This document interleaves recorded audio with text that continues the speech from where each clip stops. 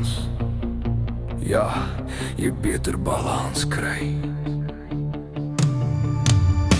Balans is die middelpunt van bestaan. Dit bring alles weer by mekaar saam.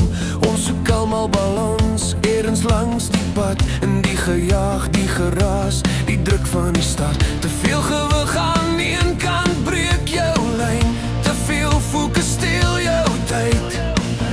As die grond begin skuif onder jou voet, met balans broe alles soet. Balans maak jou wêreld sin. Balans gee jou krag van binne-in. Sonder balans val alles plat. Jy verloor die ritme, jy verloor jou pad. Balans hou die vuur aan die brand. Balans wys jou hoe om weer te land. Sonder balans mis jy die goed. Balans lig jou soos dit moet.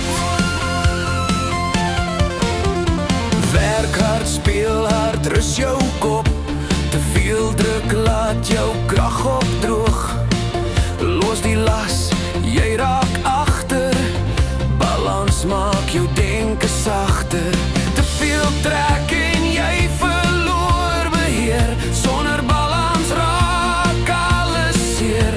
Elke stap het asem nodig. Elke oorwinning rus nodig. Balans maak jou wêreld sin. Balans bou jou selfvertroue in.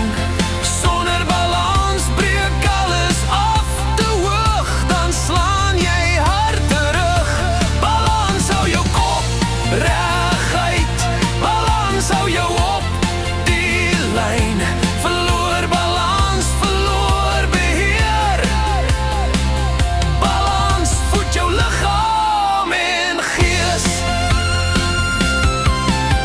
Die druk bou op dag na dag. Ons jaag die lewe sonder rus of krag. Geld en mag en roem se spel. Sonder balans beteken dit nie te veel.